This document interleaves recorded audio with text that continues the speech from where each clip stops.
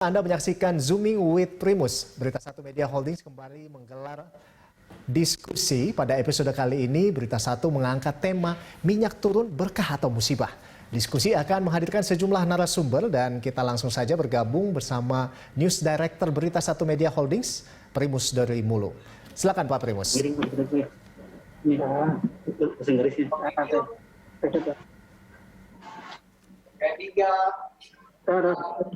Satu, ya 3, 2, 1, yuk. Orlando, terima kasih.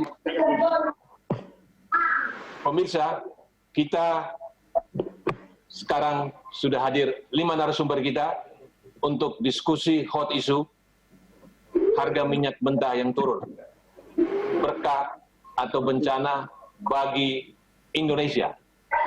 Kita akan melihat bagaimana harga minyak mengapa turun begitu jauh dan bagaimana posisi Indonesia, apakah ini akan kita mendapatkan manfaat dari harga turun ini, dan bagaimana dengan harga bahan bakar minyak yang menjadi pertanyaan masyarakat. Mengapa harga BBM yang non-subsidi tidak segera turun mengikuti international price. Nah, saya sapa para pembicara kita. Pertama, tentu Ketua Komisi 7 DPR RI yang membidangi energi, Pak Sugeng Suparwoto. Ya, selamat siang, Bung Primus. Ya, selamat siang. Siang, ada Pak Dwi sudah hadir, Pak Mami Setiawan, Pak Titin, Ya, Gino, terima kasih Pak Sugeng. Sudah menanggalkan itu masker tadi, kelihatan sudah lebih jaga. Kemudian sudah hadir Pak Dwi Sucipto, Kepala SK Kamigas, Pak Sucipto. Selamat siang, Assalamualaikum warahmatullahi wabarakatuh, Bung Primus. Ya, Waalaikumsalam. Kemudian ada 3 ahli energi kita. Yang pertama Pak Mamit Setiawan, Direktur Eksekutif Energy Watch. Kemudian Pak Komadi Notonegoro, Direktur Eksekutif Reform Institute. Pak Komadi. Selamat siang, Pak Primus. Kemudian Pak Devian Kori, Ekonom Konstitusi. Selamat siang, Pak Primus. Bicara tentang Pasal 33. Baik Pak, mungkin pertama ekonom dulu ya. Silakan Pak Komadi, mengapa, singkat aja Pak. Karena kita perlu narasumber, mengapa harga minyak mentah kok turun begitu jauh? Silakan Pak.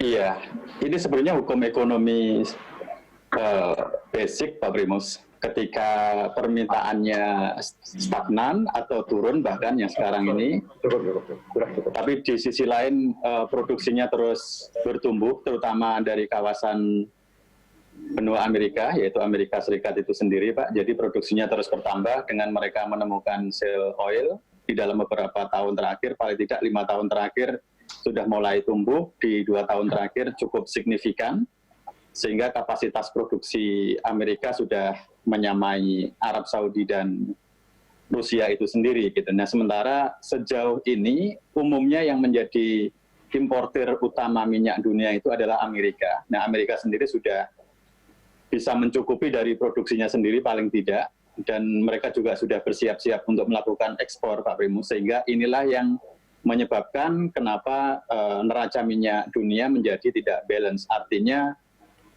penambahan produksi jauh lebih besar dibandingkan penambahan konsumsi, terlebih di dalam beberapa tahun terakhir driver utama di mana permintaan minyak itu adalah utamanya didorong oleh aktivitas ekonomi dan pertumbuhan ekonomi, ini melambat Pak, pertumbuhan ekonomi dunia. Terus ditambah lagi belakangan ini dikombinasikan dengan adanya COVID-19 ini yang menyebabkan hampir seluruh negara di dunia mengalami perlambatan aktivitas ekonomi, termasuk proses produksi maupun konsumsi itu sendiri, karena sebagian besar masyarakat stay at home, sehingga otomatis konsumsi turun secara signifikan. Kalau konsumsi turun signifikan, otomatis dunia usaha atau industri akan merespon untuk mengurangi produksinya. Nah, minyak itu sendiri adalah komponen dari proses produksi. Kalau produksinya berkurang, otomatis aktivitas atau permintaan terhadap minyak itu sendiri juga berkurang. Kira-kira demikian Pak Primus. Baik, Pak Mamit. Ini dalam angka berapa sebetulnya produksi minyak mentah dunia dan yang dikuasai OPEC dan non OPEC dan produsen baru di luar OPEC, Pak? Ya, Terima kasih Pak Primus.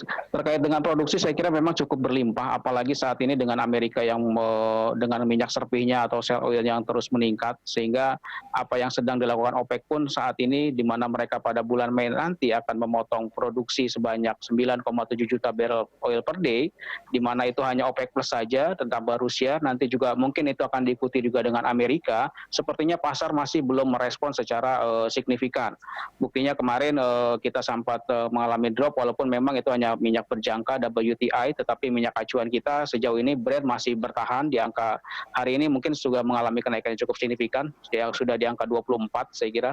Jadi ini memang tadi yang seperti disampaikan oleh Pak Komaydi, ini terkait dengan hukum pasar. Kita tahu bahwa dengan kondisi saat ini ya memang sangat melemah, apalagi hampir semua negara mengalami COVID-19 dan juga Amerika sebagai salah satu acuan daripada minyak berjangka ini mengalami hal yang sama. Jadi memang saya melihatnya ke depan ini akan, jika ini pandemik ini tidak bisa segera diatasi, maka secara otomatis akan terus berjalan, akan melemahnya harga minyak mentah dunia ini.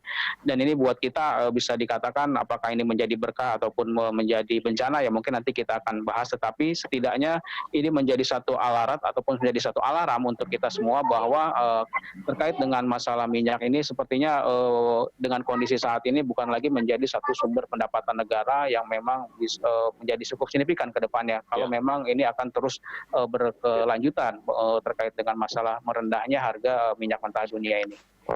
Baik Pak. Pak Devian, ini apakah produsen bukan lagi Arab Saudi? Apakah sekarang pengendalinya Amerika, produsen minyak? Kalau dilihat dari data produksi terbaru Amerika, bahwa antara negara-negara OPEC dan non-OPEC, tingkat produksi minyak tertinggi masih dipegang oleh negara OPEC. Kalau kita lihat data terakhir, produksi minyak non-OPEC itu yang tertinggi adalah dipegang oleh Rusia, 16,4 juta barel. Sementara non-Rusia itu 5,911. Nah, sementara data terakhir dari publish yang disampaikan oleh media, produksi Amerika mengalami peningkatan yang cukup tinggi, walaupun sepekan terakhir kenaikannya, tetapi cukup signifikan mempengaruhi posisi permintaan dan penawaran harga minyak. Jadi kalau kita melihat posisi antara COVID-19 dengan oversupply-nya minyak dunia, Pak Primus, ada dua isu sebenarnya berbeda, karena produksi minyak dengan komitmen negara penghasil minyak. Jadi proses harga keekonomian sendiri ini sudah menghadapi permasalahan dan kemudian menampar muka para negara pengekspor minyak sendiri karena harga diserahkan ke pasar. Mestinya ini adalah komitmen bersama negara-negara OPEC untuk menentukan tingkat produksi. Karena dengan melimpah seperti ini merupakan sebuah pukulan bagi negara OPEC dan non-OPEC yang kemudian berlomba-lomba untuk meningkatkan produksinya. Fakta menunjukkan kemudian supply ini tidak bisa dikendalikan oleh mereka sendiri. Jadi menurut saya,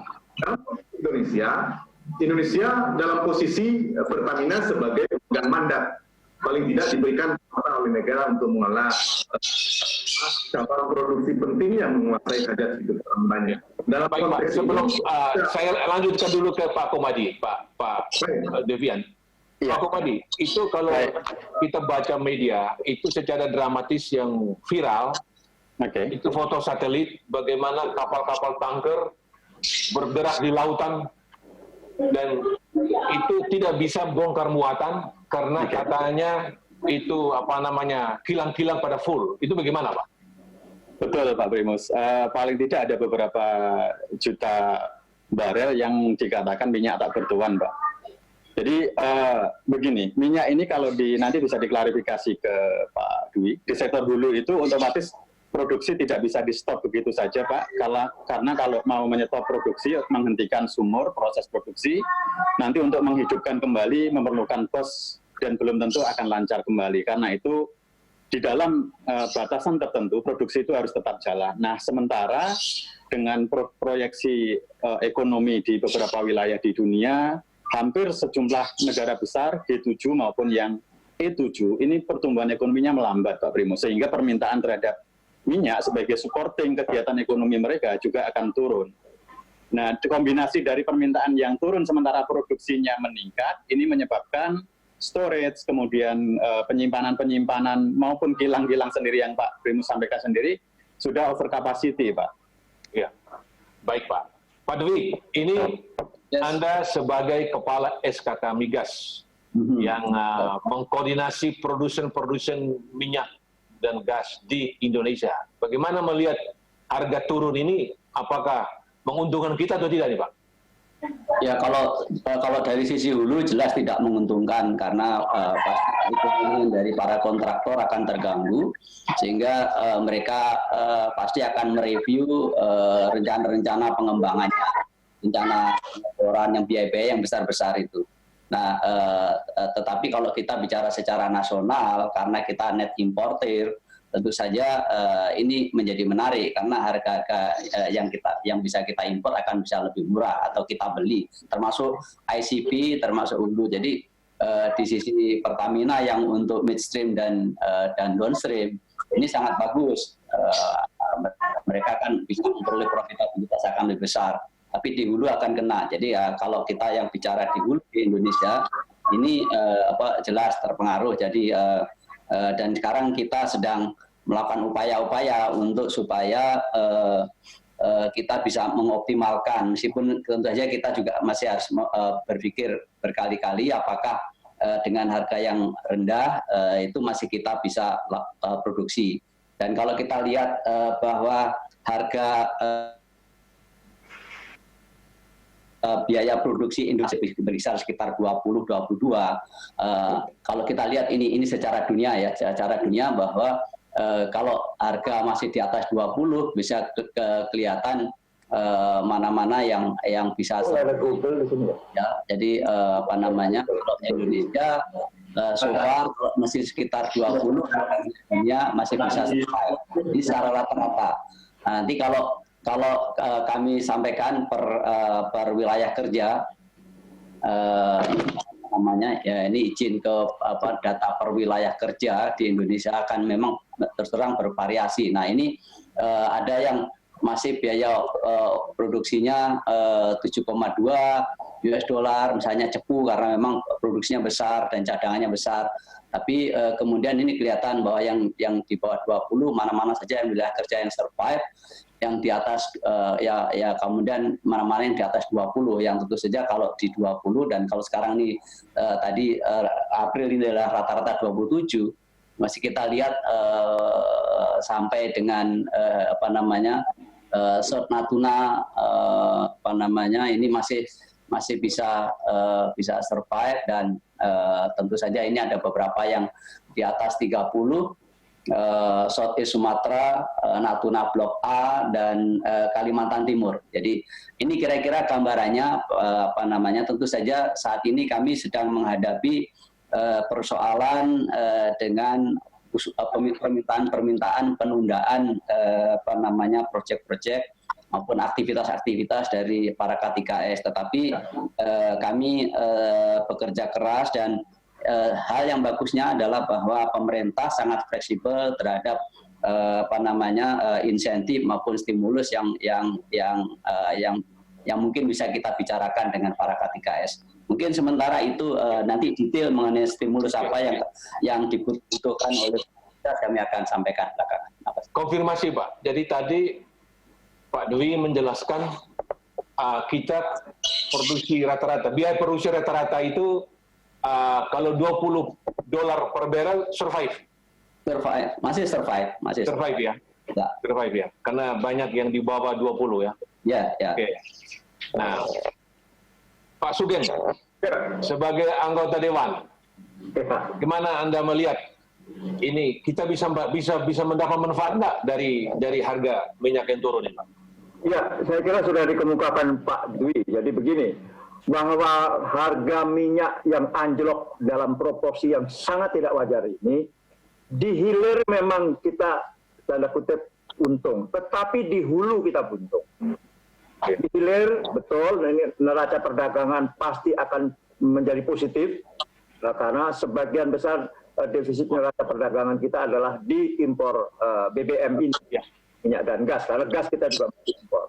Tetapi di hulu, ya tadi sudah digambarkan beberapa blok atau beberapa wilayah kerja di hulu yang memproduksi dengan harga dengan biaya produksi per barrelnya sedemikian betul. Memang blok Cepu itu karena onshore dan juga memang cadangannya besar. Hari ini bahkan kurang lebih 220.000 barrel per hari, kurang lebih itu proporsinya hampir sepertiga sendiri dari produksi nasional, dan memang maka murah.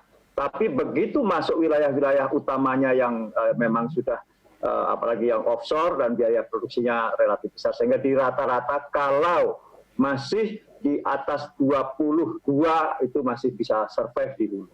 Tetapi inilah yang fakta sebenarnya. Lantas bagaimana dengan posisi kita bagi masyarakat? Ya, biasalah rakyat lantas menuntut DPR. Kenapa kok tidak turun misalnya begitu. Nah, sebagaimana kita ketahui harga sekarang itu BBM yang ada itu juga merupakan subsidi, utamanya di ada solar, ada juga bensin, itu subsidi. Dalam APBN kita subsidinya kurang lebih subsidi secara keseluruhan energi itu 150-an triliun, tapi khusus BBM sekitar 16 sampai 18 triliunan. Nah, itulah. Nah, harga beli crude yang anjlok ini justru kita juga melihat esensi dari APBN itu apakah tetap subsidi atau tidak subsidi. Baik, Pak. Nah, saya pasti dan saya sudah dikecam banyak orang kenapa tidak segera teriak-teriak biasa yang DPR, tidak segera menurunkan BBM dan sebagainya. Baik, Pak. Terus bagi BBM yang non subsidi, sebentar. Yang non subsidi justru sudah turun 2 bulan yang lalu. 2 bulan yang lalu itu sudah turun. Nah, kita lihat harga BBM di kawasan ASEAN. Kita ini hanya lebih murah sedikit dibandingkan dengan Malaysia saja. Selebihnya kita, hanya lebih mahal dengan Malaysia. Selebihnya kita lebih murah. Filipina, Thailand, Vietnam, ASEAN lah itu kita lebih mahal. Artinya apa? Kita lebih murah. Kalau kita terus turun dan turun, maka juga kita menjadi tidak tanda kutip sangat menjadi orang masyarakat yang boros demikian rupa. Nah, maka baik Pak Sugeng. Pemirsa, jangan kemana-mana karena kita masih melanjutkan diskusi ini, apalagi kita membahas tentang bagaimana sebaiknya harga BBM. Kita akan kembali setelah jeda berikut.